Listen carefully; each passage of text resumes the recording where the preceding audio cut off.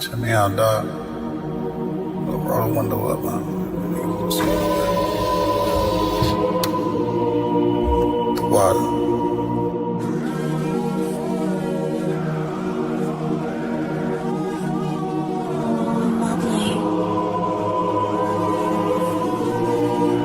Ain't no better, dog, really. The son of a king. I don't Balenciaga. I might just wear Kyla. I might just wear the Pradas. But I'm thinking long term, so I might say the dollars. We ain't no better. I'm just being honest. I should've went to college, but I was thinking violence. This one West world. We the fucking livest. Break it down, we break ground. We don't break no damn promise. Let's get active, dog. Don't tell me how you feel about it. These cats saying too much. They ain't learn enough. You maxed out the first quarter, I'm still warming up. These niggas tossing up a brick, they can't score with us. Who gon' come against us? On the Lord with us. The niggas riding for you. Hope they rise till they crash. Put my name in your mouth, I put my belt to your ass. I ain't running no race, I just hope that I last. All them niggas you look up to, I consider them trash. Only time you seen a leader was in Wayne hand. Niggas will dap you, then pop you with the same hand. I'm a main player, I stick to the game plan. He don't really fuck with you, that's your main man. We them niggas came through and made your city hot. Yep, said he in the field, but he really not. And I ain't casting no stone, I just let him rock. And that's the kind of story they gon' read about. But if it's war, it ain't no tapping out. Grip still heat, spit like a dragon mouth.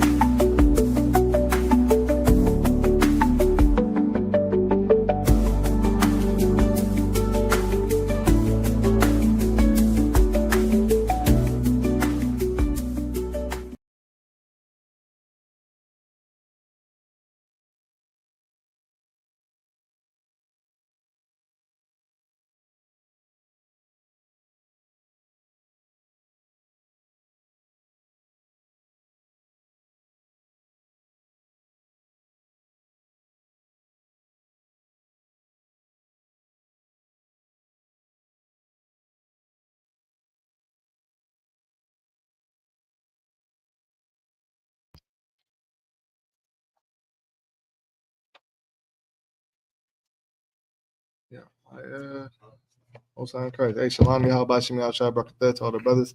Shalami, how Shema the Thub about Shimi outside to all the sisters. Let me make sure y'all can hear me. Hold on.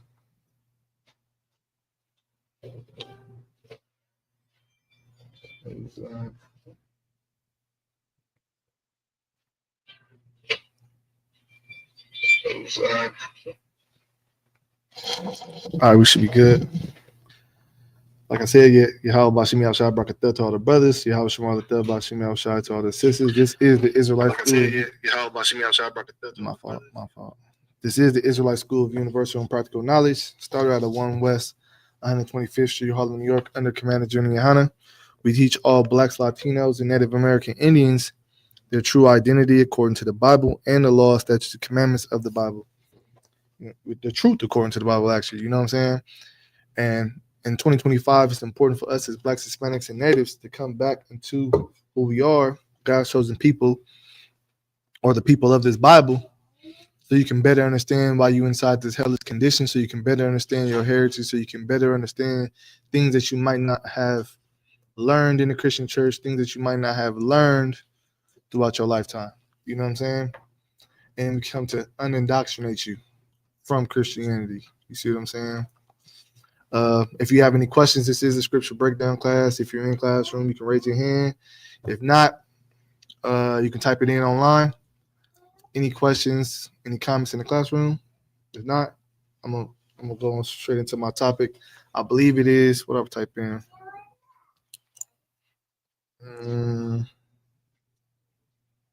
What is it? Hold on, what did I type in? 1 second. Do the wicked run the world? That's what we're gonna go into. And amongst other things, before I get started on do the wicked run the world, you know, we got the what's that coming up tomorrow? Halloween's coming up tomorrow. Most people celebrate Halloween. They believe into believe the witchcraft of Halloween. They believe, you know, they try to make it a childish side of Halloween with the trick-or-treating and things of that nature. The Walker Board did an excellent class on Halloween. If you need a breakdown on Halloween, just go back to the last live feed on yesterday, Wednesday breakdown. Wednesday breakdown, Slakia. And he did an excellent breakdown on Halloween. You know what I'm saying? I'm not going to go too much into it because the brother already did it. If you want, the information, check out that class. It's an excellent class. Shout out to Officer of 5,000 to Walker Board. All right, but it is a precept I wanted to touch on. If somebody can give me Numbers 23 and 23. It was a question that I had a while ago. I forgot to talk about this in previous classes, but people believe that, a lot of our people believe in that dark magic, that voodoo. Definitely around this time, they believe, you can put a curse on me, or what is it? The monsters underneath the bed. All that, spookism type of thing. And just, we can debunk that real quick with Numbers 23 and 23, right? 23 and 23. Mm-hmm. Because you got people that come up to you and be like, what the sister do? They put the period blood in the spaghetti, or they got a little straw doll, or like they hit you with some water, or you touch you with some chicken feet, or the thing that's the viral video going around really made me want to talk about this as well. It reminded me of it. What's that dude name? 607 Unk, right? They talk about his little chalice or his glass that it's like some, what's they talking about? It's like some, you in the room with it, or if you touch it, if some evil hops on you, and something bad is gonna happen to you. That's the reason why 4 extra hand got blown up, all that type of stuff. And then he touched it, and a couple of days later his hand blew up. All that is garbage. You know what I'm saying? And we're gonna debunk it right now. All right, give me Numbers 23 and 23. The book of Numbers, chapter 23 and verse 23. Uh-huh. Surely there is no enchantment against Jacob. Right. Surely there is no enchantment against Jacob. All this, our power is one power. Ain't nothing else that can come in between God and us. God is the one that blesses us. God is the one that curses us. God is the one that puts us in, different conditions in different situations. Ain't nothing nobody else can do to put on you to harm you. You see what I'm saying? Or to bless you. How they have like the Christian pastor, he hit you with his coat and you're blessed and you fall out. All that is BS. You know what I'm saying? All that is All that is BS. All that is garbage. And the Lord said there is no enchantment that will come up against Jacob. Jacob's name is Israel. You see what I'm saying? Go ahead. Read it one more time. Surely there is no enchantment against Jacob. Right.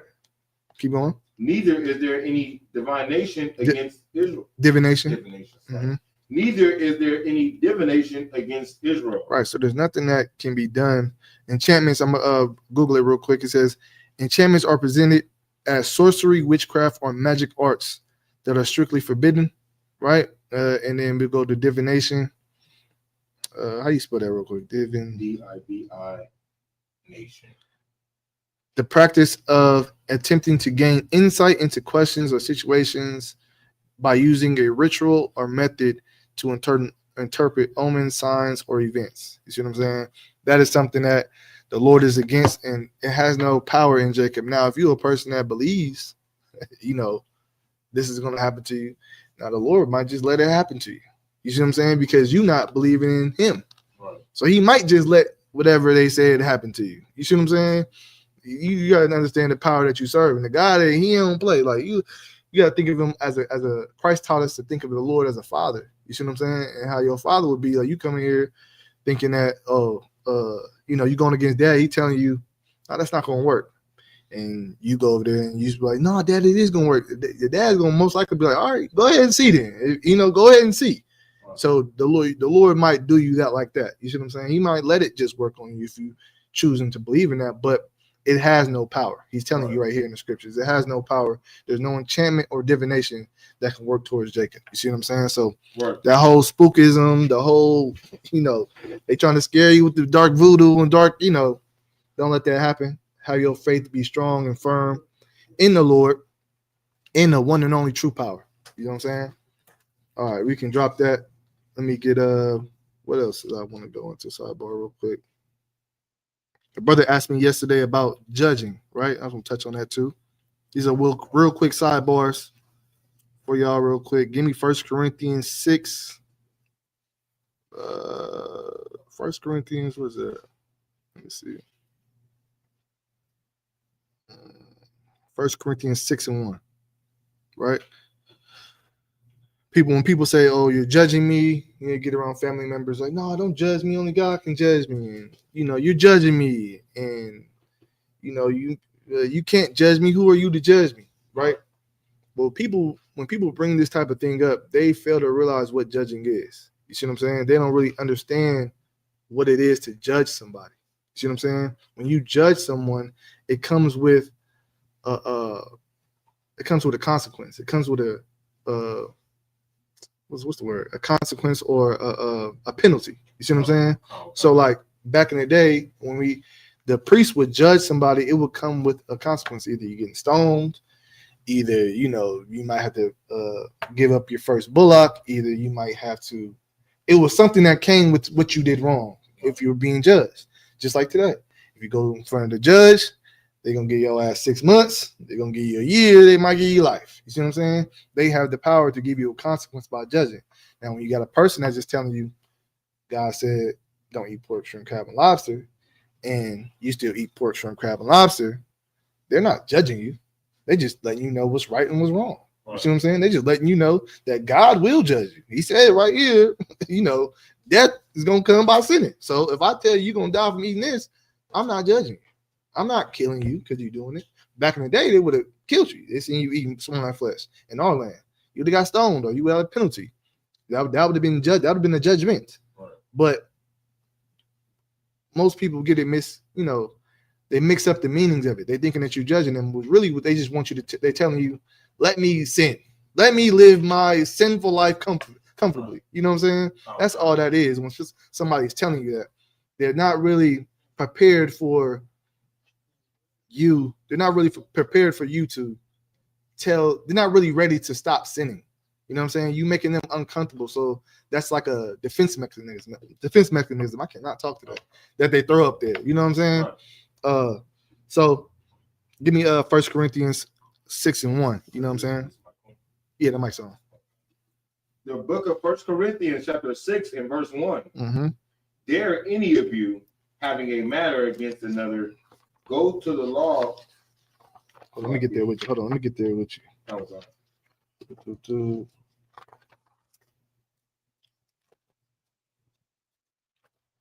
All right, go ahead.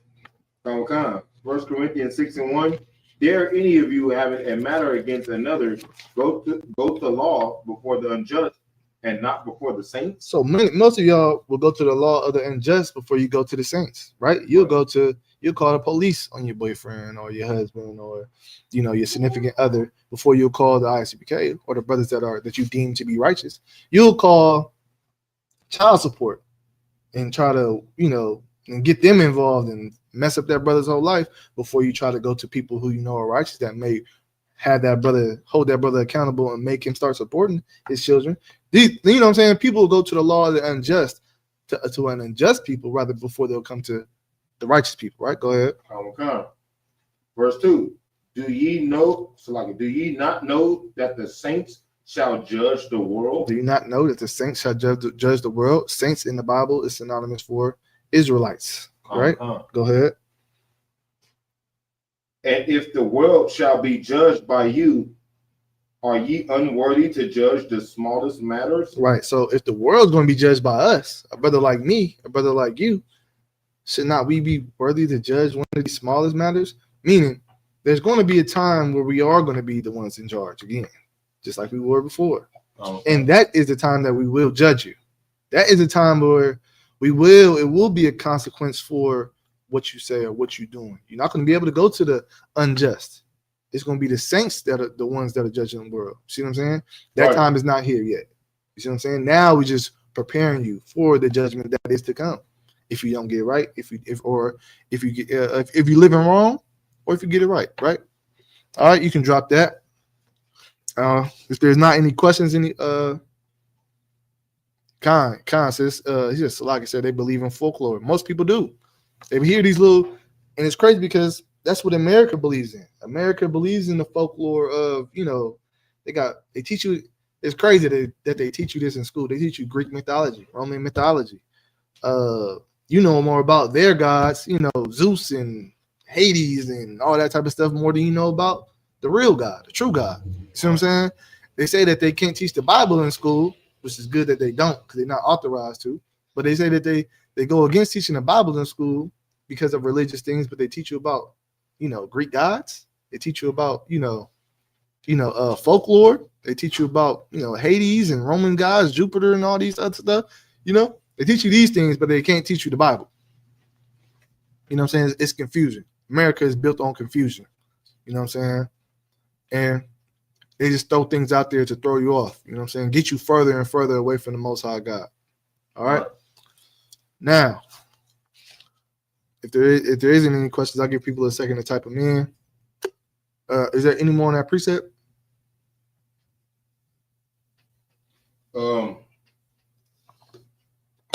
Verse 3, know ye not that we shall judge angels? No, you can drop that. All right. So when it says judge righteously, but not according to appearance, that's still talking about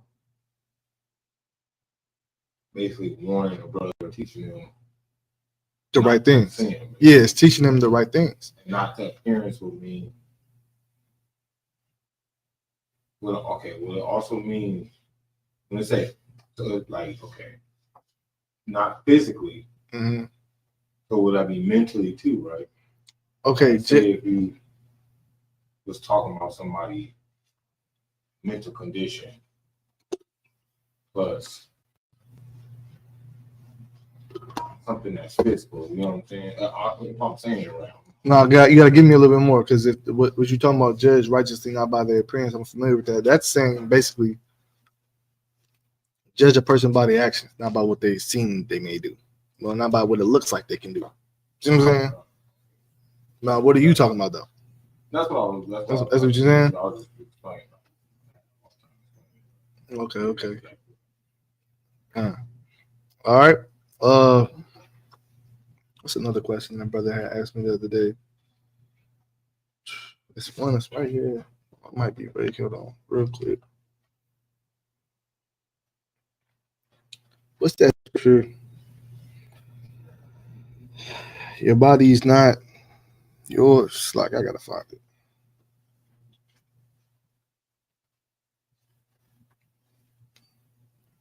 Like your body don't belong to you. Yeah, that one.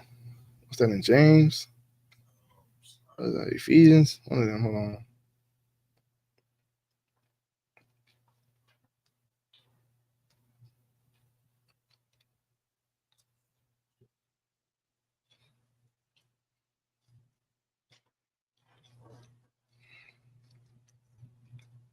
1 Corinthians 7:4. Let me see if that's it. 1 Corinthians. I'll be right here.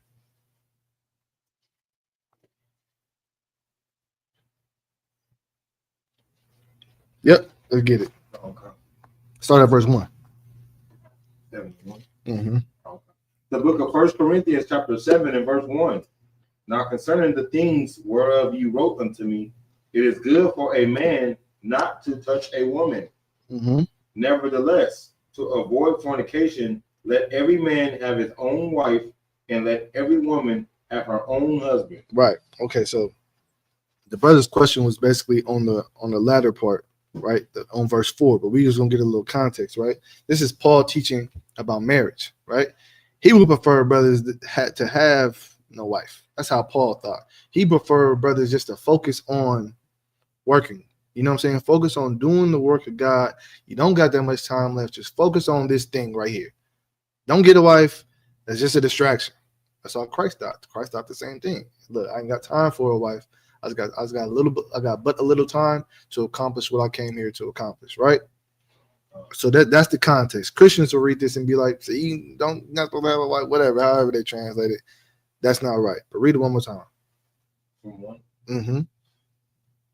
1 Corinthians 7 and 1. Now concerning the things whereof you wrote unto me. Right. So he's talking to brothers in Corinth at this time. Right. That's why it's called Corinthians. Go ahead. It is good for a man not to touch a woman. He's telling these brothers it's good for y'all not to have wives right now. You see what I'm saying? He's talking to a school in Corinth. It's like, you got to think of it like, put it in today's times. You got brothers that's in, let's just say, I don't want to single out no brothers in the zone. They might get offended. I'll just say Southern California, right? And it's brothers that's from a different spot. They see that we got a problem. Our wives have now took us away from, oh man, my kids, or oh man, I can't come because my wife and this and that. And he's like, now concerning the things that you wrote that I see that, you know, from your report, this is what he's saying. You see, that's the context of what we're talking about here. All right, keep going. Oh, sure. Nevertheless, to avoid fornication, right?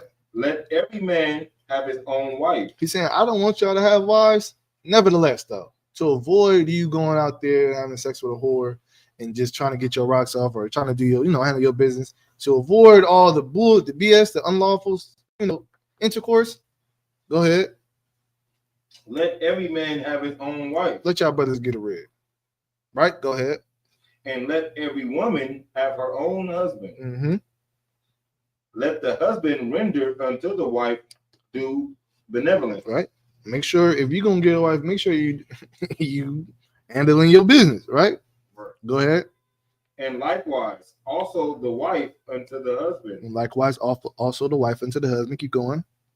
The wife have not power of her own body. Right. The wife have not power of her own body. Right. Now, this is a lot of things Christians, fake Israelites, they get this confused. Right. Keep going. But the husband, and likewise also the husband have not power of his own body. Mm-hmm. But the wife. Mm-hmm. Read that whole verse one more time. Come on, mm-hmm. The wife have not power of her own body. Let them know where you at. 1 Corinthians 7 and 4. Mm-hmm. The wife have not power of her own body. Right. But the husband.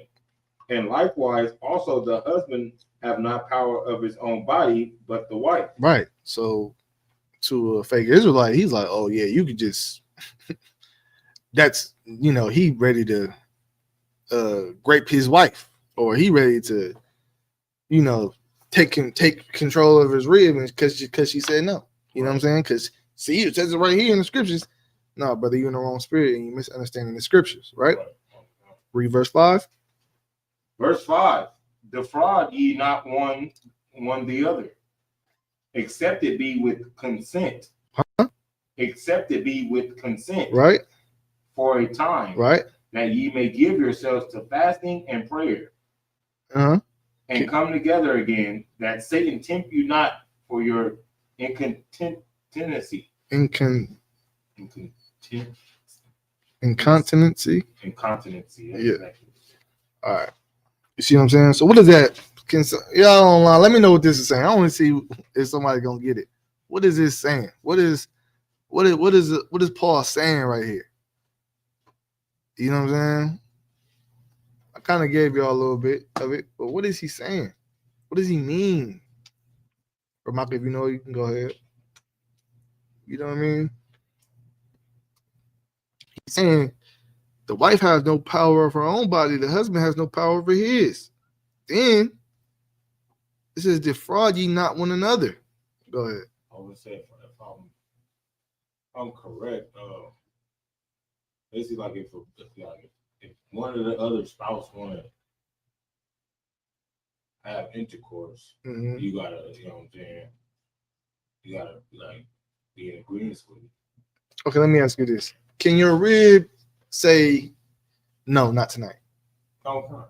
Can you say no, not tonight? Okay. Is that what verse 4 is saying?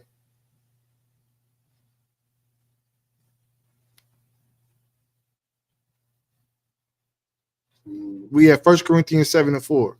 I'm asking. Yeah, that's what. Because it says the wife have not power over her own body, right?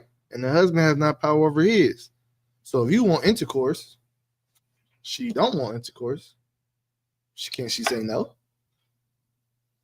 Okay, she can say no. She can say no? You sure? Or can she? Or can? Okay, let's say you're not in the mood, and she won't. Can you say no? She has power. It's not your body.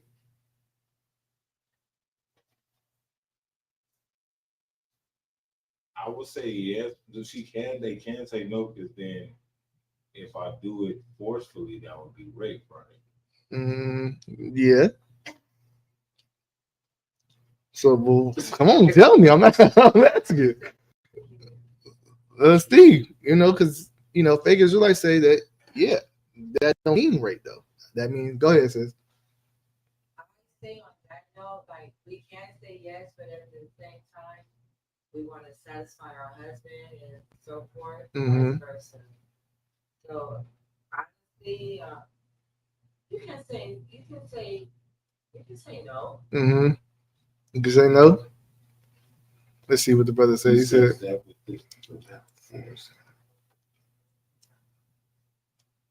I wouldn't personally. let's hear what you got. Is there a Bible dictionary over there? Get marriage for me right there in the Bible dictionary. All right. I'm just gonna get this. We're gonna get this real quick. All right. Get marriage in the Bible dictionary. Maybe this might help y'all out with the answer. No, it's that one right there on the second shelf underneath. Nah, right there. All right, while the brother pull it, y'all got time to type it in.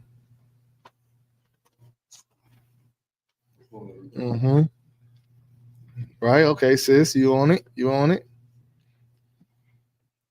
She can say no in YouTube, but why? Okay, if you're saying she can say no, I want to know why she can say no and why you can say no. Yeah, why? Okay, because it says it's not your body. So you saying no, but it's not your body. It's not yours. So she has a right to that. It has her right. Just like that's your right, right? So if you're saying no, but it's like, woman, that's my right. Gonna be like, give it to me now. No, I'm joking. But like, is that based off that is how it's interpreted to some people. Because it's not your body, it's mine. And vice versa. So if you're saying no, you're denying me of what's mine. Is that right? That's all I'm saying. Y'all saying no. I want to know why is that? Why is it no? Why is it a no? You know what I'm saying? Sister said, if I may, sex is marriage. It can be withheld for certain reasons that you can separate for a short time but come back together. You can separate for a short time but come back together if you don't sin against one another and having sex with another outside your marriage. She can say no, and you too. Yes, well, Chicago, why? All right, let's get marriage real quick. And I'm gonna break it down for y'all.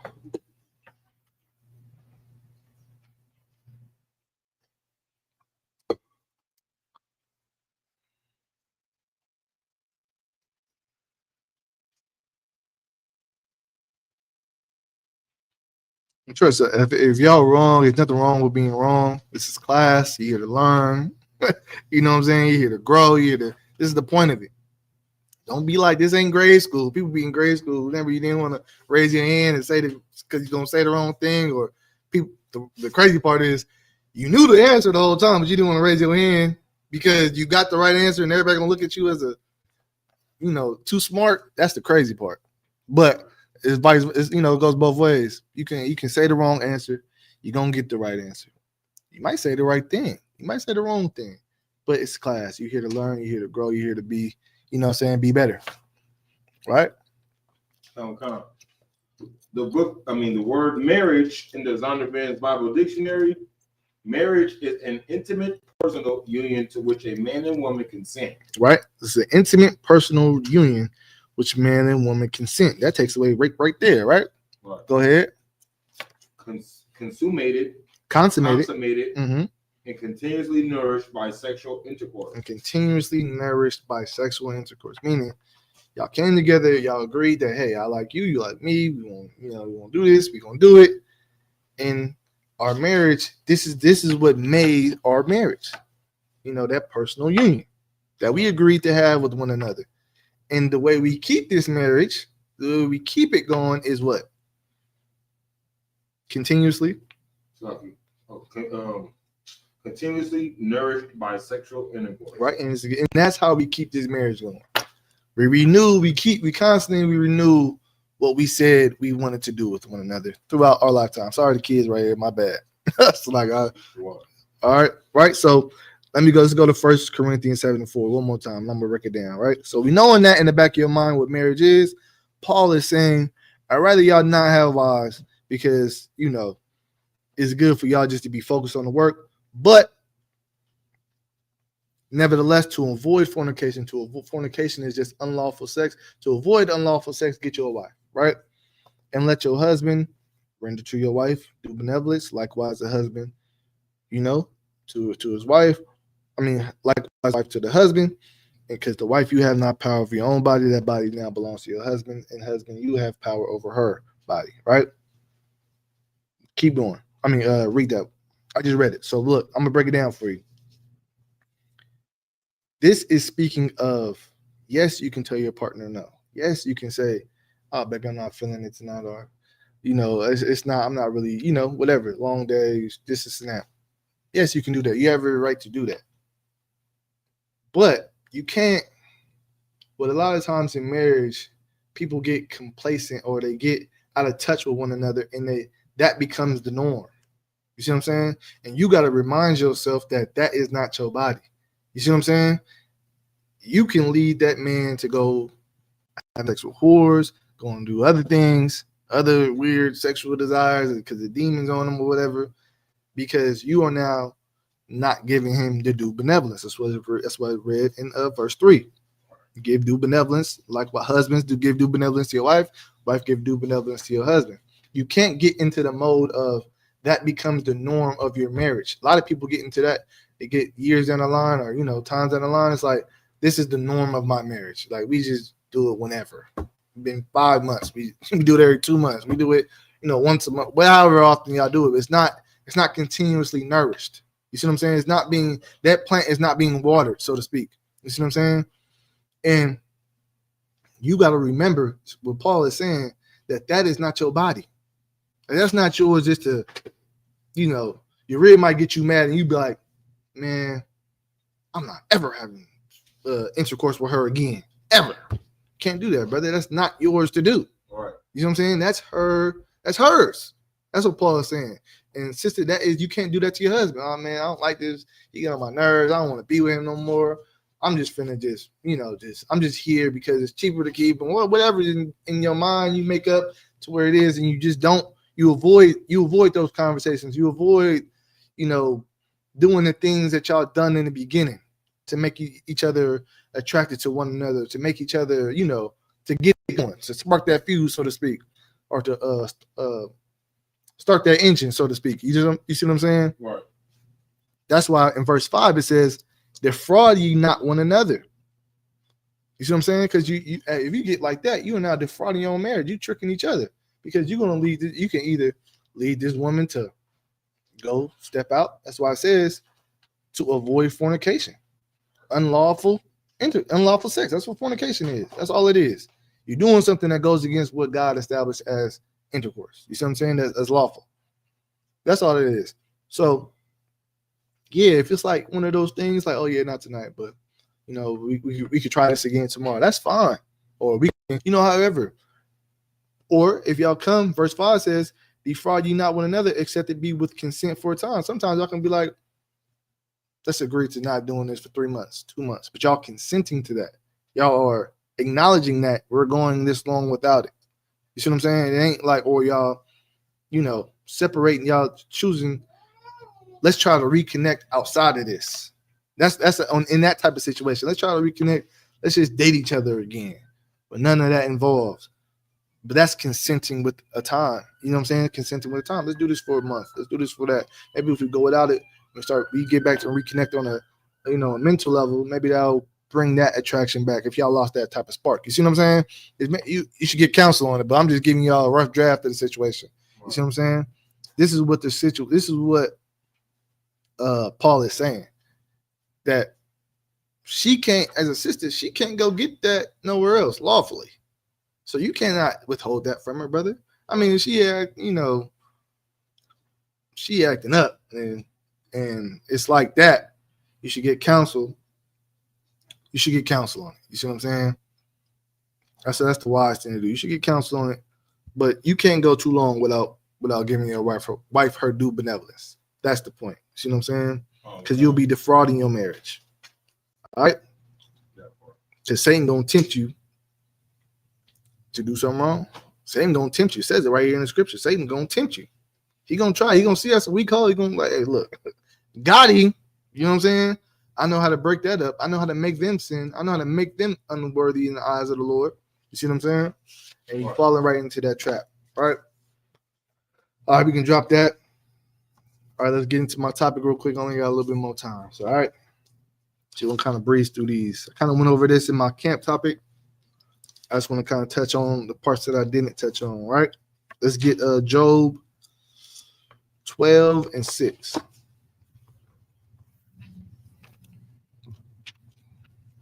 We see what America is doing to our people.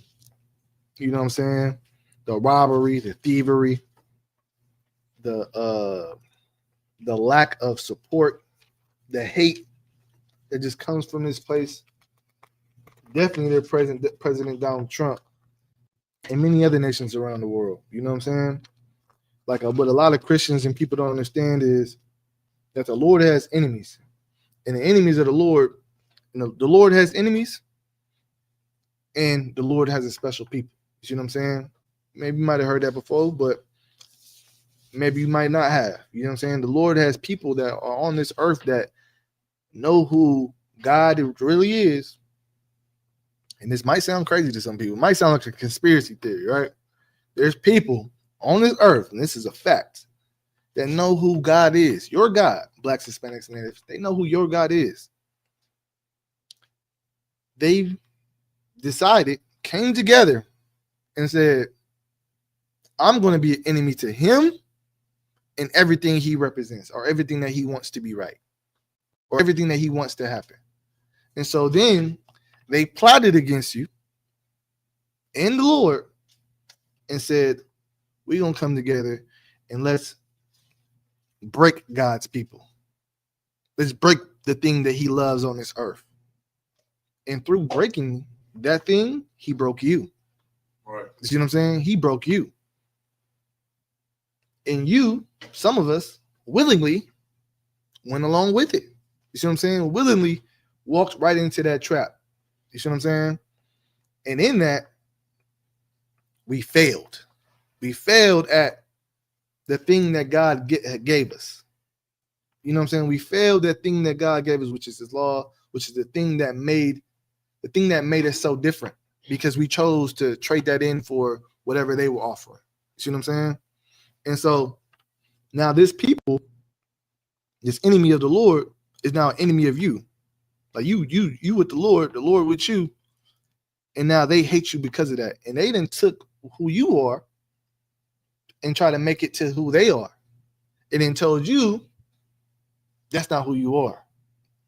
You see what I'm saying? All that to push you further away from who you truly are, and to block you from trying to find out who you truly are. They redline the information that you can receive. They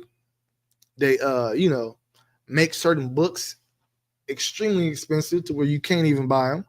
And if you buy the book, they might flag you and put you on the FBI, watch list and things of that nature. These are all things that these oppressors or these people that run America or run the world do. You see what I'm saying? They stole your identity.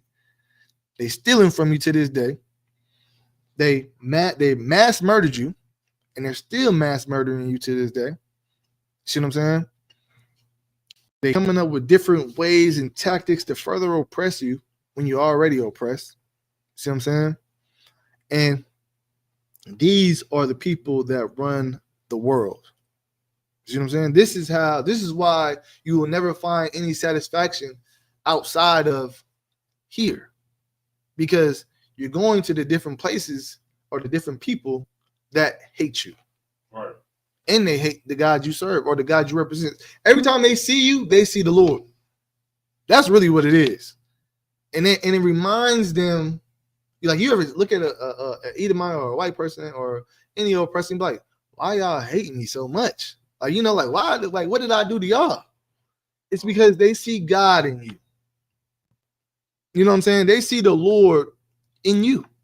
And every time you walk around on this earth, every time you're a brother that, well, I would say it for the brothers and sisters in school. You know what I'm saying? More so, brothers and sisters in the world, they might put on the appearance of, oh, no, this is a sidebar. They might put on an appearance of trying to be, integrated into white society, and they hate them for that. Like, why are you trying to be like me? You know what I'm saying? When it's kind of crazy because they always try to be like us, which is weird. So they even hate you for even trying to be like them. It's crazy, right? But you come into this truth, you shed yourself for the world. People, the world is going to hate you for you being you. They see the Lord in you. You see what I'm saying? And that's a heavy thing. You see what I'm saying? That's like amazing that they do that, because, and I say that because the Lord put his spirit on us, man. And for us to not come back to who we are, for us to not want to serve God, for us to want to continue to live a life that isn't pleasing unto the Lord is foolish when the oppressors can see what you truly are. You see what I'm saying? It's kind of confusing. Like, why would you not want to be who you are when the world sees you as this already? You just don't see yourself as it, and that's why you don't do it, right? You can drop that. Let me get hold that. Give me. I'm gonna show you that they are enemies of God. Give me Psalms 83. We say this all the time. Hold on, wait. So like I said, can I get a general breakdown on Luke 12 and 47? Hold on. Pull the Psalms 83. Let's see what the brother got.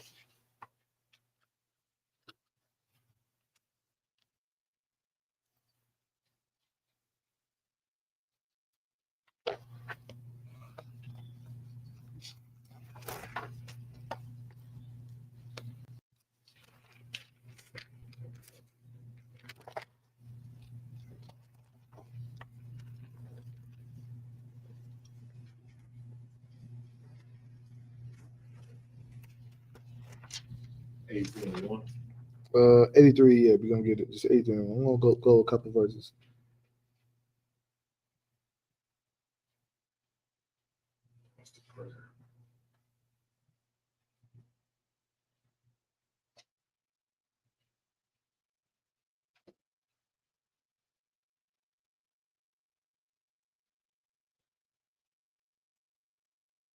All right, we're gonna get your question in a second. All right, brother. All right, young man. Let's just get this real quick. Right? Psalms 83. The book of Psalms, chapter 83 and verse 1. Keep not thy silence, O God. Right? Hold not thy peace. Right? And be not still. Right? O God. Mm-hmm. For lo, thy enemies make a tumult. Thy who? Thy enemies make a tumult. Like who? Thy enemies make a tumult. So it's saying God has enemies, Okay. right? His Right. enemies are coming together, right? Go ahead. And they that hate thee, And they that what? and they that hate thee, And they that what? and they that hate thee, Right? They hate God. They're enemies of God and they hate God. Right? A lot of the times when you read in the Bible, these names that you're seeing in the Bible, definitely in the beginning in Genesis and things of that nature, they became nations. These people, they started off as people. They had children, and these children had children, and their children had children, and they grew into a nation of people. right. Just like Jacob, he had children, and his children grew, and these children became nations, right? That's why you got the 12 tribes of Israel. Esau, same thing with Esau, same thing with Ishmael, same thing with Moab. These were once just singular people back in the beginning, Right. but they had children, and their children had children, and they grew into a nation. They went from a family. I mean, they went from a marriage to a family, from a family to a tribe, from a tribe to a nation. You see what I'm saying? All right, let's go. Oh God. They have lifted up the head. Right? They have taken crafty counsel against thy people. No, so now the enemies of God, the people that hate God, have taken crafty counsel against God's people. Go Right. ahead. And consulted against thy hidden ones. And consulted together against thy hidden ones. Go ahead. Verse 4. They have said, Mhm. come and let us cut them off from being a nation. Now the enemies of God and the ones that hate you have said, let us cut them off from being a nation. This is what they coming together to agree on. Go ahead. That the name of Israel may be no more in remembrance. Now these wicked people, the people that are enemies of God and that hate you, they don't want the name, they don't want your name to be remembered no more. Right? Go ahead. Verse 5. For they have consulted together with one consent. Right? They are confederate against thee. Against who? Against thee. Against thee, right? Remember the context? He's talking about the Lord and his people. Go ahead. Right. Verse 6. The tabernacles of Edom. This now they're going to give you the nations of the people that are against you. Right? So he said, these are the enemies of God. They hate your people. They have consulted together. All these nations have came together and said, let's cut these blacks, Latinos, and natives off from being a nation. We are enemies of God. We hate God. Right? This is what they agreed on. This is what they said they wanted to do. Go ahead. The tabernacles of Edom. So the tabernacles of Edom in the Bible, that will be your white people. Right? Go ahead. And the Ishmaelites. And the Ishmaelites, this will be your Arabs or your Persian people. Go ahead. Of Moab. Moab will be your Chinese people. And the Hagarenes. Hagarenes, I believe that's African people, right? Jabal and Ammon. Right? These are Africans, And Amalek. white people. The Philistines with the inhabitants of Tyre. Now it's going to keep going and name all these different nations. So you got Africans, Persians, whites, and Asian people. That's all the other nations. That's all the other ethnic groups in the world against you. Right. You see what I'm saying? The Asians, the Arabs, the East Indians, Okay. and the white people have all came together and said, you know what, we hate them. Go ahead. The shore is also joined with them. You can drop that. Right? So basically, we rule this to say God has enemies. And these enemies of God have come together to cut you off from being who you are called to be, to stop you from being God's chosen people, to stop you from knowing you are God's chosen people, slack you, to stop you from learning the truth according to the Bible. If the white man could, he would have killed blacks and Hispanics off a long time ago. He would have did it in slavery. He was trying to. It's because of God that we're still here. You see what I'm saying? If he could, he would stop this truth, but he can't because this is from God. That's why I brought up earlier about the enchantment. Doesn't nothing happen or cannot happen against God's people without the Lord ordaining it. You see what I'm saying? without the Lord wanting it to happen. Right? Drop that. Let's go back to Job 12:6. Right?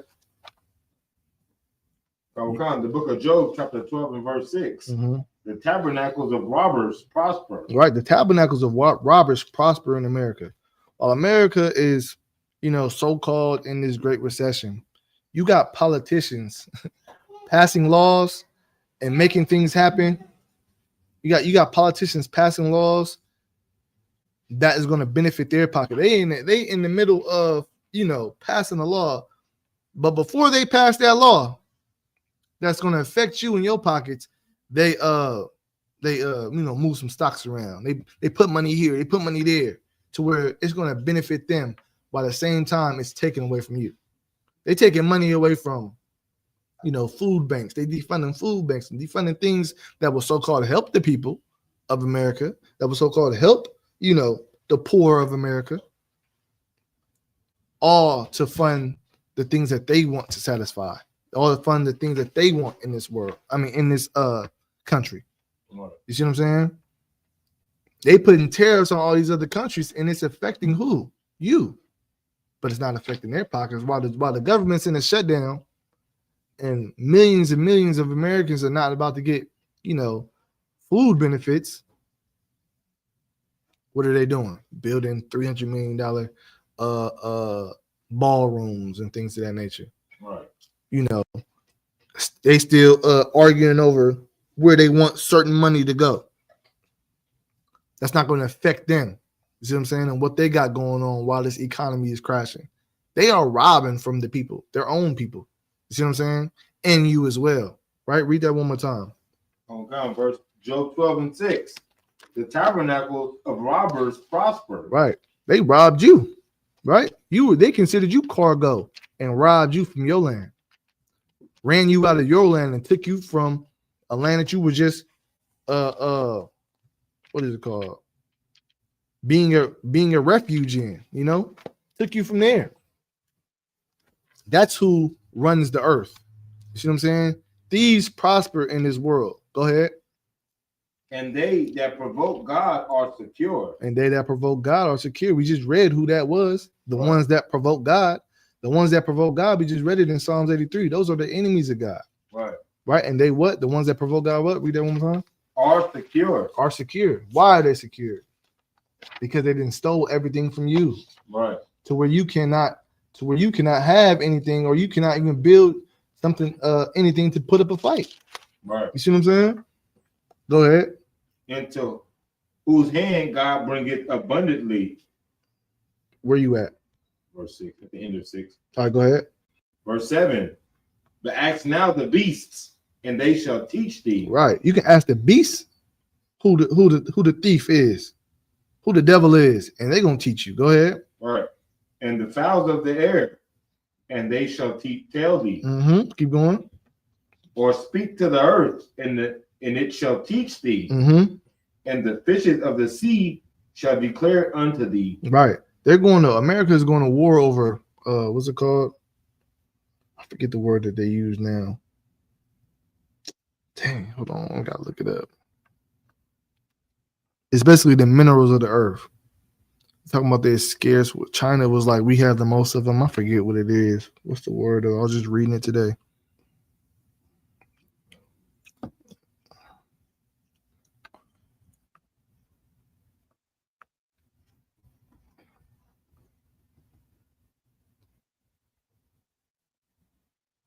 I forget the word. I can't even look up what it is. I try to in the ballpark. If y'all know what I'm talking about, please type it in the chat. It's gonna bug me the whole time. Where we at? All right. So you can ask the beasts of the field. I mean the beasts. You can ask the fowls of the air. You can ask the earth, the fishes of the sea. The white man doesn't. I mean, this oppressor doesn't only rob from you. He's robbing from everything. That's why in verse 6 it says, where's that? The tabernacles of robbers prosper. Right. They're affecting the whole world, not just you. They're affecting the animals. The white man didn't cause animals to go extinct to fill his pockets. Right. You see what I'm saying? He didn't cause ecosystems to fall to fill his pockets. You see what I'm saying? This is what you're going up against. You see what I'm saying? You can ask you can just look around you and see who's the robber and why they're prospering. Right? Keep going. Okay. Verse 9. Who knoweth not in all these that the hand of the Lord have wrote this? All right, you can drop that. That's not what I want. Give me Job 12, 21 and 7, right? Okay. The book of Job, chapter 21 and verse 7. Mm-hmm. Wherefore do the wicked live, become old, yeah, or mighty in power? All right, hold on. Let me get there with you. All right, go ahead. Like it's Job 21 and 7. Mm-hmm. Wherefore do the wicked live, become old, yea, or mighty in power? Is that Mhm. here? Yeah. You say yea. Yeah. Wherefore do the wicked live, become old, yea, or mighty in power? All right. So the question is this: you see that that these thieves, that these robbers, that these devils are thriving in America, and you begin to ask yourself why. See what I'm saying? Why do they thrive in America? Why are they up so much? Why are they, they get to live and be old? Why, right? So why are the wicked in control? We're gonna read. Keep going. Verse 8. Their seed is established in their sight with them. Right? You can see they can see their seeds from generation to generation. It's established in their sight with them, right? Keep going. Meanwhile, you don't know who your father is. Meanwhile, you don't know who your grandfather is or who your grandfather's father is. Right? Keep going. And their offsprings before their eyes. Mm-hmm. Their houses are safe from fear. Right? Neither is the rod of God upon them. Right? You see that? Damn. God is not correcting them. They've been doing this for so long. Keep going. Verse 10. Their bull gendereth and falleth not. Their cow calveth and casteth not her cow. Mm-hmm. They send forth their little ones like a flock, and their children's dance. Right. So they out there having a good time and enjoying this world and enjoying, everything that they set up. They living in their heaven, so to speak, right? Meanwhile, they tell you yours is in the sky. Go ahead. They take the timbrel and harp, Mm-hmm. and rejoice at the sound of the organ. Right. So they living it up, right? Having their little festivals and doing their thing. Go ahead. They spend their days in wealth, and in a moment go down to the grave. Right. They live their life a good life, and then they die off a good life. Right. Keep going. Therefore, they say unto God, depart from us. This is why they hate God. We don't need you. What I need God for? I got everything. I got my heaven right here. So they tell God, depart from me. And this is the people you want to assimilate into? Right. This is the people you want to be a part of? They telling God, man, I got everything I need. Right? Go ahead. For we desire not the knowledge of thy ways. Mm-hmm. What is the Almighty that we should serve him? Right. Who is the Almighty that we gonna serve him? Almighty what? I got everything I need right here. This is how the wicked think, right? That's what verse 6 started off with, right? Verse 7, Slakia. Go ahead. And what profit shall we have if we pray unto him? Right. Lo, there is good is not in their hand. Lo, there is good not in their hand. Their good is not in their hand. Right? Oh, God. Go ahead. The counsel of the wicked is far from me. Hold on. Let me see if that's what I got right there. Hold on. Wait, so, Okay. yeah. What is the Almighty that we should serve? Lo, their good is not in their hand. The counsel of the wicked is far from me.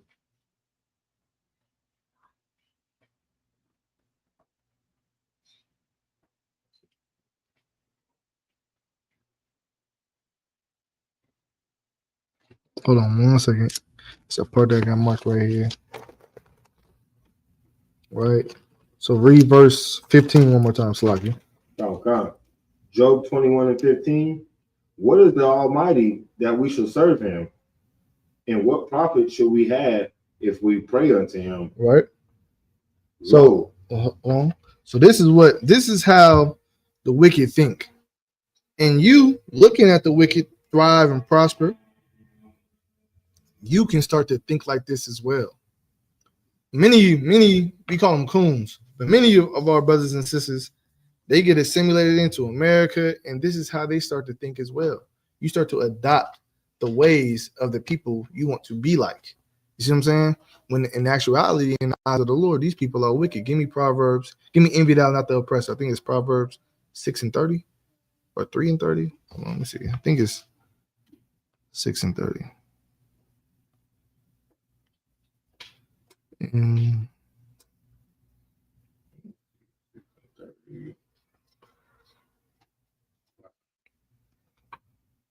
3:30. All right. You can start to think like this as well. You know what I'm saying? You start to get you a little money, get you a little bread, and you start to be like, well, I don't know nothing about what's going on in the ghettos no more. I don't live there. I'm good. What I got to worry about them for, or my children, or, you know, what I got to worry about anything for. I got what I need in life.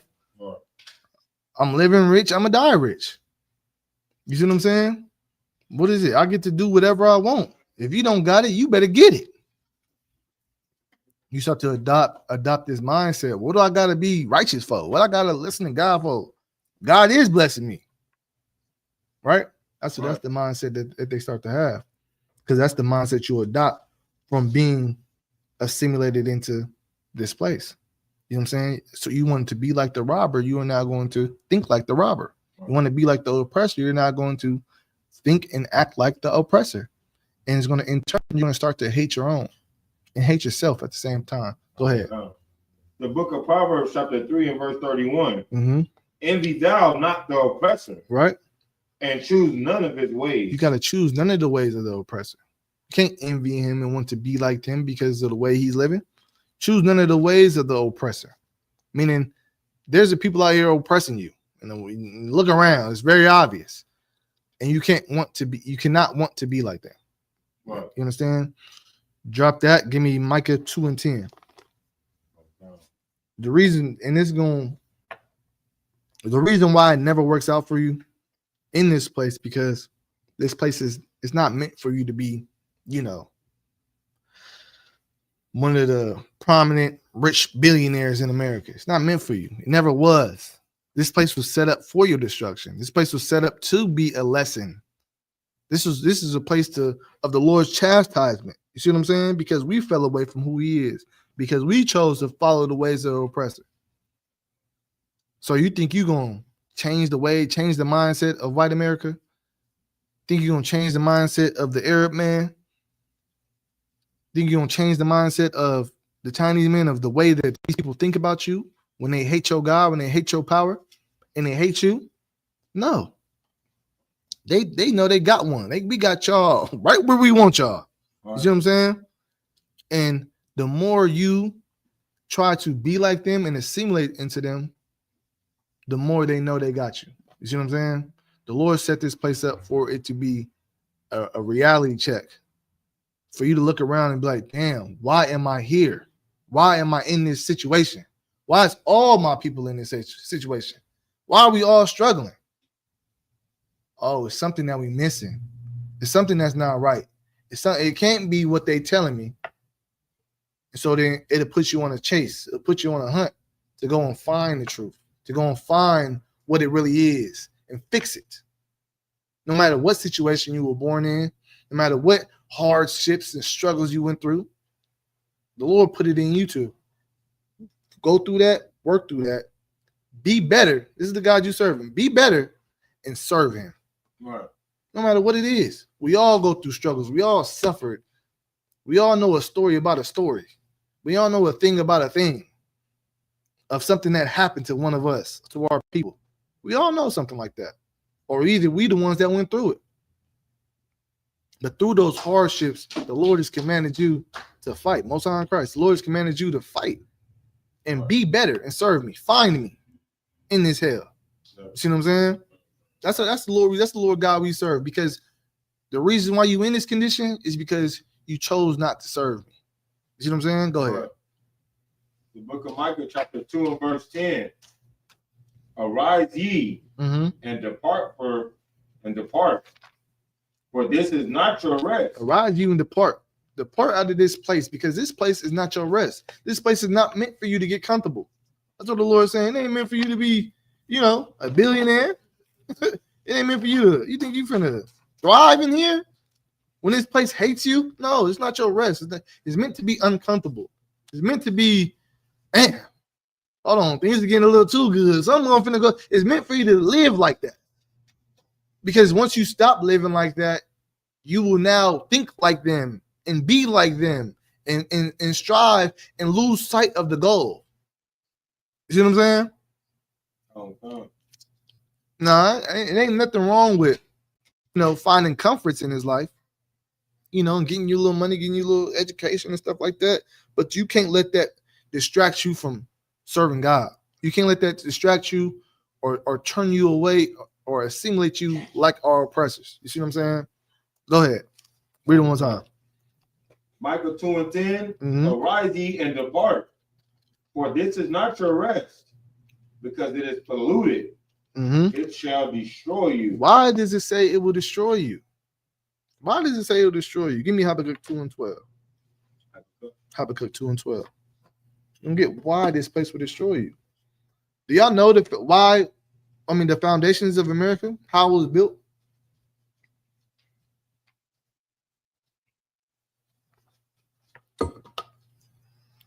America was built on bloodshed. America was built on thievery. You know what I'm saying? America was built on your blood and your back. Right. You know what I'm saying? That's how America was built. And this is the place you want to join into. You want to save this place? Or you just forget all the 400 to 500 years of hell that our people done went through. Right. Even the hell that we're going through now. The drugs, the gangs, the prostitution. You see what I'm saying? The abductions, the incarcerations. Just forget all that, huh? America, we want America to be great. The deportations, we just want America to be great. Skip all that. Since it's not directly affecting me, we want America to be great. I still might have a chance. No, brother. It's not the right thing. It's not the right mindset you should have. America was built on the bloodshed of your brothers and sisters. You. Oh, that might be too deep for some people. America was built on your death. Right. You once lived as a slave, and you died as a slave. See what I'm saying? And now you back again as a slave again. Don't you want to change that? Don't you want to change that? Right? Go ahead. Okay. Why will making this rest destroy you? Micah 2:10, I think it was 12 or 11, said it will destroy you, making this place your rest. Why will it destroy you? Right? Go ahead. Okay. The book of Habakkuk, chapter 2 and verse 12. Woe to him that buildeth a town with blood. So woe means what? Death and destruction. Death and destruction. So it says death and destruction to what? Keep going. Woe to him that buildeth a town with blood, right? And established a city by iniquity. Right. So woe to him that built a town by blood. Death and destruction to him that built a town by blood. What America was built by blood. Right. And he established all his places by iniquity. See what I'm saying? Iniquity in the Bible just means crime. Right. Go ahead. Verse 13. Behold, is it not of the Lord of hosts that the people shall labor in the very fire, and the people shall weary themselves for very vanity? All right. All right, you can start. You can drop that. Right? Give me Psalms 73. Right? It says, whoa, the reason why the reason why Micah said it will destroy you, because America's been doomed from its inception. From the beginning of America, it's been doomed because it was built by blood. And the Lord said, behold, the Lord said, woe to them that buildeth the town by blood. You want to join into a place that's been doomed from the beginning. You know what I'm saying? You're going to be doomed right along with this place. Go ahead. 73. Let me get there with you. Don't worry, brother. I'm coming to your question right after this. It's my last precept.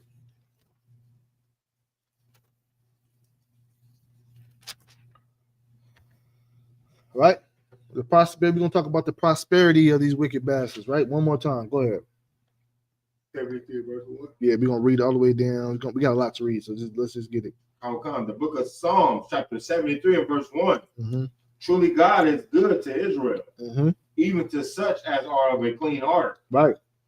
But as for me, my feet were almost gone, my steps had well nigh slipped. Right. So he says, truly God is good to Israel. The Lord God is good to us, even to such that are of even more to those that are of a clean heart.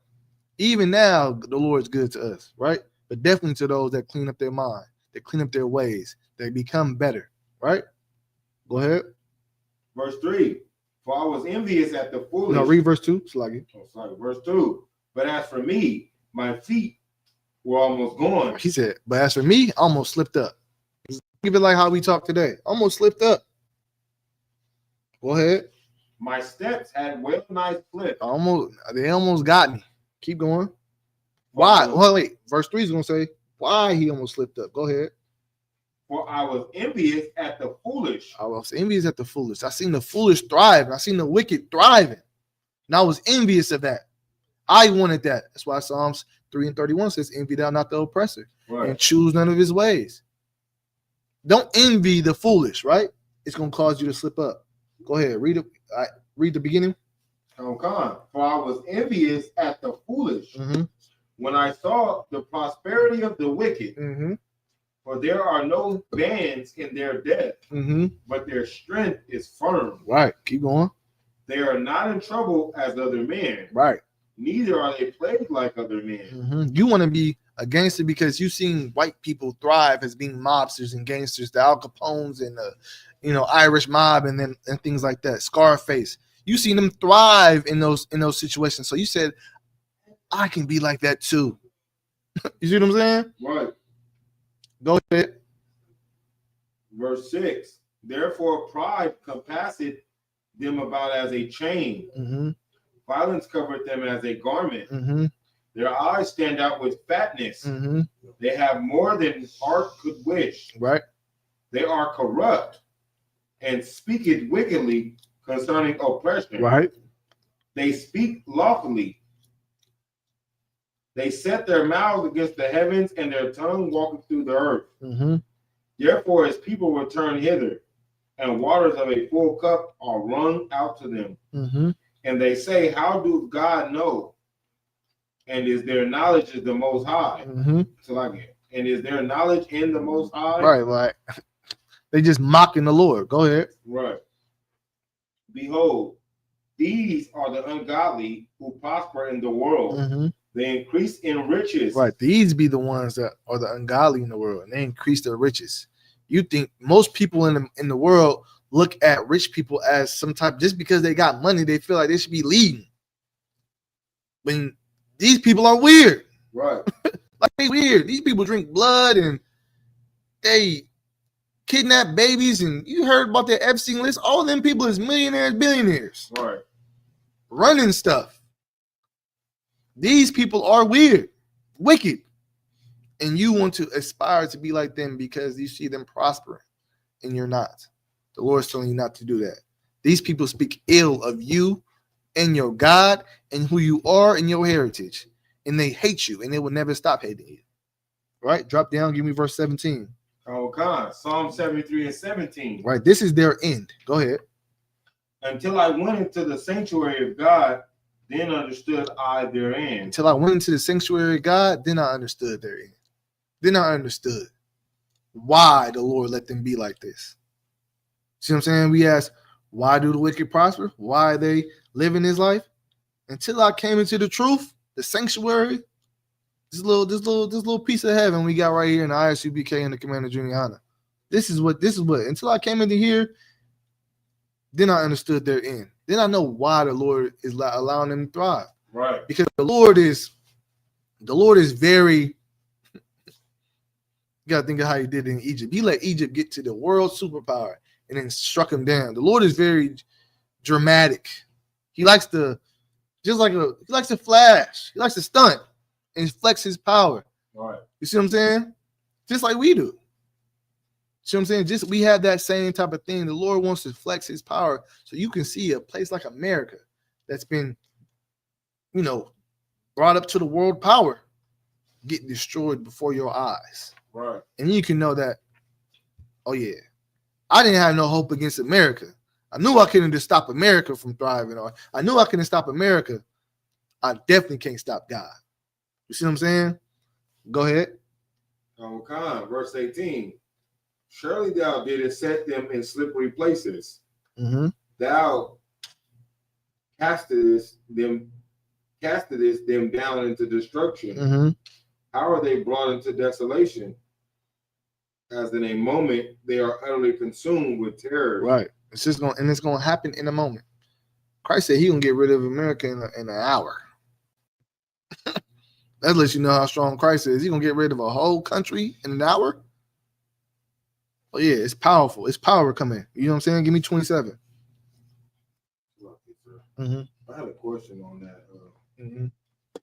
So when Christ destroyed the world, is He destroying the whole earth or just America? He's destroying the world of the white man.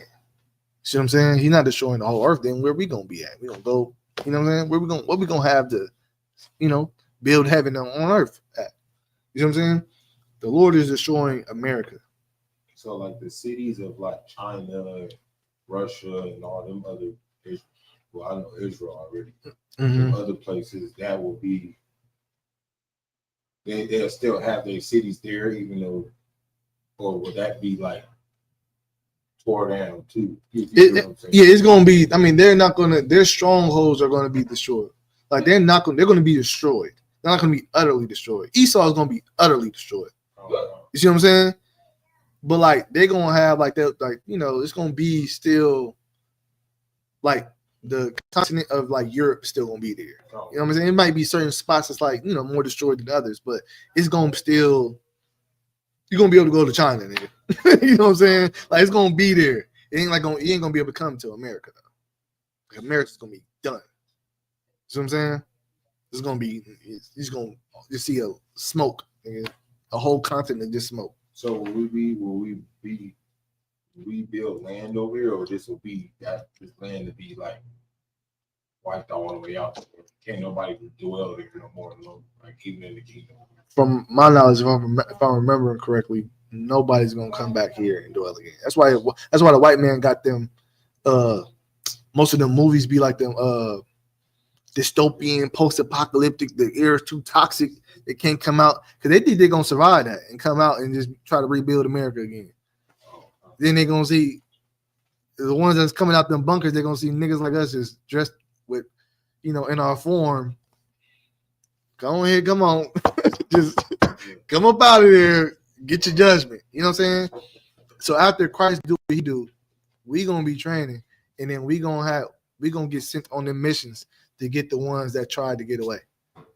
The ones that didn't hunker down in bunkers, and the ones that don't want to listen and think we not giving up to the end. We finna go get them. You see what I'm saying? And then ones that's and we gonna move and destroy all their strongholds. We gonna gather all their weapons and all their. So brothers gonna go out in the middle of the ocean. They're gonna be down there in a little bunker with the nuclear. We gonna tear that whole thing up. Come up out of there. We here. You know what I'm saying? That's why the Lord said you'll get your renewed body, your true form, just like Christ did. And brothers didn't recognize Christ. You see what I'm saying? So, yeah. I hope that answers your question. Give me 27. 27. Mm-hmm. Psalm 73 and verse 27. For lo, they that are far from thee shall perish. Right. The ones that are far from the Lord are going to perish, right? Thou hast destroyed all them that go a-whoring from thee. The Lord looks at you as serving other God, just how a man looks at a woman sleeping around on him. That's how the Lord looks at it. Looks at you like a whore. Like you just gonna serve any God? You just gonna just talk to anybody, you just a Buddhist, Catholic, Jehovah's Witness, Christian, you everything, huh? It's like that's how the Lord looks at you, just like a whore, right? Go ahead. Verse Spiritually, of course, go ahead. But it is good for me to draw near to God. Right. I have put my trust in the Lord God, that I may declare all thy works. Right. And that's the end of those that follow God, right? Now let's get this brother's question before we close it out. Luke 12:47, right? He just says, may I get a general breakdown? Mm-hmm.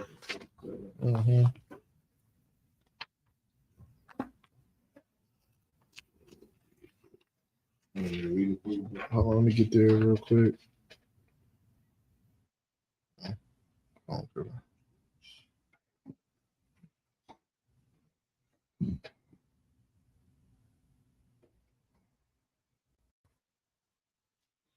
I think you might want to start at 41 because that gets the context, I guess. But let's see. No, real quick.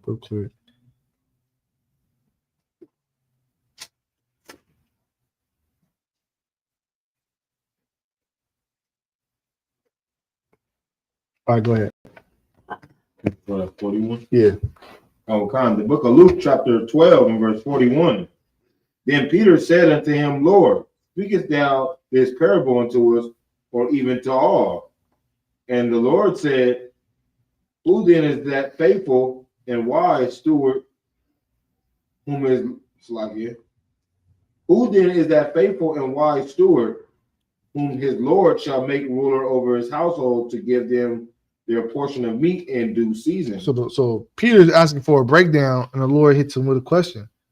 Okay, who then is that faithful and wise steward whom the Lord shall make ruler over his household to give them their portion of meat in their due season? So that's the question the Lord poses back to Peter, asking about the breakdown.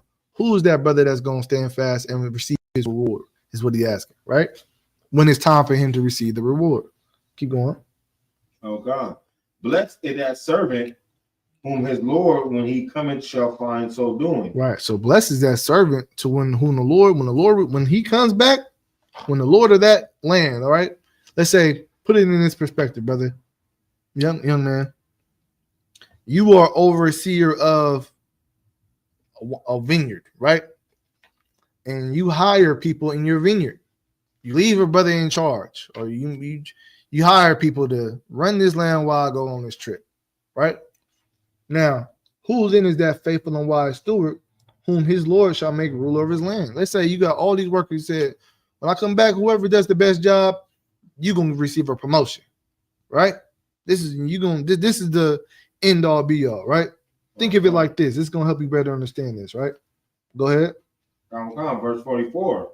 Of a truth I say unto you, that he will make him ruler over all that he hath. Right. So he says, blessed is that servant, verse 43, whom his Lord, when he cometh, shall find so doing.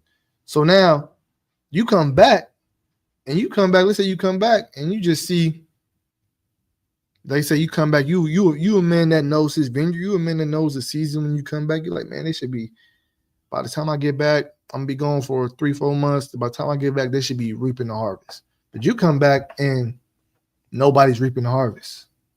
But you see one brother out there doing it. It's only like, damn, this brother, and you get a good report of this brother. And he's been doing it.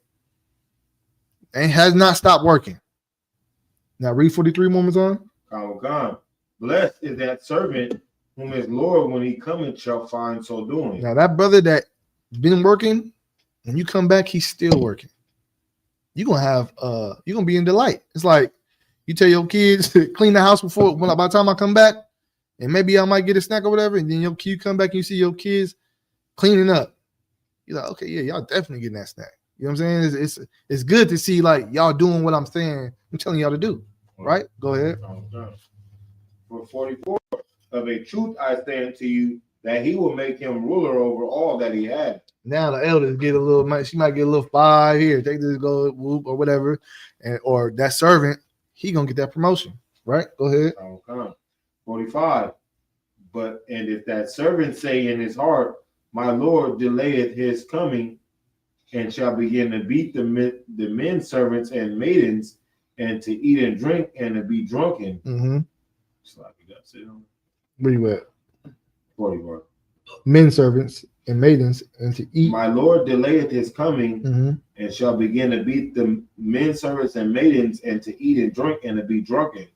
The Lord of that servant will come in a day when he looketh not for him, and at an hour when he is not aware, and will cut him in sunder, and will appoint him, and will appoint him his portion with the unbelievers. Okay, so now if you got a servant, when you come back, this servant and took it upon himself like, oh yeah, that nigga finna be more than 3-4 months. Man, we got time. Let's turn up. We got this whole vineyard. Vineyards. If you ever seen one, they're much like farms. They got like a big house. They usually have storehouses. They usually well stocked. It's well good.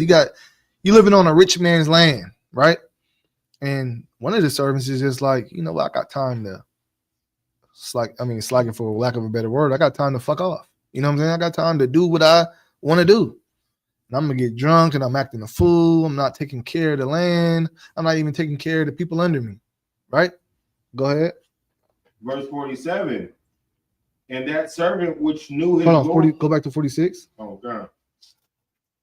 Verse 46. The Lord of that servant will come in a day when he looketh not for him. Right. The Lord of that servant is gonna come in a day that he's not expecting it. Right. You see what I'm saying? Because he's not working with the mindset of my master's coming back. And when he comes back, he's gonna want this job done. He's not working like that. He's working like, who gives a damn? See what I'm saying? So if you're not worried about your master coming back, you're not gonna know or see the signs of him coming back. Right. See what I'm saying? So you don't care. It's like your mama tell you to take the chicken out the oven. Take the chicken out the freezer. But you come home, you don't really think about it. You're not caring about it. You're not thinking of your mama coming back. And when she come, you hear that car pull up in the drive. It's like, oh shoot, I forgot to take the chicken out the freezer. Right. Now it's too late. That's the same thing, kind of. You know what I'm saying? Oh. Go ahead. The Lord of that servant will come in a day when he looketh not for him, Mm-hmm. and at an hour when he is not aware, Mm-hmm. and will cut him in asunder. Right. Cut him in sunder. Right. Just like your mom will come home, you didn't do it, she gonna whoop your behind. Same thing with the servant. He gonna come home and same thing with the Lord. You're gonna come home, you're gonna give that servant what he deserves, right? Right. Go ahead. And will appoint him his portion with the unbelievers. Now this is the brother's question. Go ahead. Verse 47. And that servant which knew his Lord's will and prepared not himself, neither did according to his will, shall be beaten with many stripes. Mm-hmm. But he that knew not and did commit things worthy of stripes shall be beaten with few stripes. Right. So the servant that knew the Lord's will and prepared not himself, neither did according to his will, shall be beaten with many stripes. So it goes to show the brothers that know the truth, you see what I'm saying, and still decide not to do the truth, still decide not to do the work, you're gonna get a greater punishment than a brother that knew not the truth and commit and did things wrong. He's gonna get stripes. He's gonna get punished. He's not gonna get punished as bad as you. Right. You see the scriptures that it's a scripture that say, better is it for you to, I'm paraphrasing, better for you it is for you to have not known the truth than to know the truth and then turn away from it. Right. It would have been better. You would have had a better chance of not knowing. That is what this is saying. You see what I'm saying? You know the truth and you just still did wrong. Right. Shame on you. You finna get beaten with many stripes. This is gonna be bad for you. But he that knew not and did commit things worthy of stripes shall be beaten with few stripes. Right. Go ahead, continue. Okay. For unto whomsoever much is given, of him shall be much required. Right. You're giving the burden of this truth, much is required of you, brother. You giving this whole parable is about brothers in the truth. You see what I'm saying? But the good servant, a brother that's gonna work until Christ comes back. That's the Lord of the house. We are tilling Christ's house. You see what I'm saying? And there's going to be a brothers that's going to work until the end because they know the job is not done until master comes relieve me of the job. Until master comes and says, you can stop working. I know I got to keep working. Right. You see what I'm saying? That's a good servant. I got to keep working until master says I can stop. And hopefully when master comes sees me working, he gives me a raise. Because he'll see that I'm working hard. See what I'm saying? Oh, But then you got a brother that's like, yeah, I know about master, but who cares? I'm finna go do what I want to do. And that brother, or I know the truth. I know, I took my oath, but who cares? Man? He still got time. Christ ain't back yet. I still got time to do what I want. Brother, you finna get beaten with many stripes when you come back. Because you know what you're supposed to be doing, and you're not doing it. Compared to a brother that, is in a world that maybe ain't never heard the truth. When Christ comes back, he gonna get a punishment, but it ain't gonna be as bad as the brother that knows and still doesn't do. You see what I'm saying? Because whom much is given, much is required. You took an oath. You were given the responsibility of a priest. You were given the responsibility of a brother over people under you. Yeah, much is required from you. You see what I'm saying? Compared to a brother that ain't nothing been given to him and he just never knew. Okay, yeah, you're guilty by your blood because we all are under the law, but it ain't gonna be as bad for him. All right. Hopefully that answers your question, brother. Like I said, the water, that makes perfect sense. Most high in Christ. All right. With that, I'm past the class over in Priest and Officer Ramon. It's like.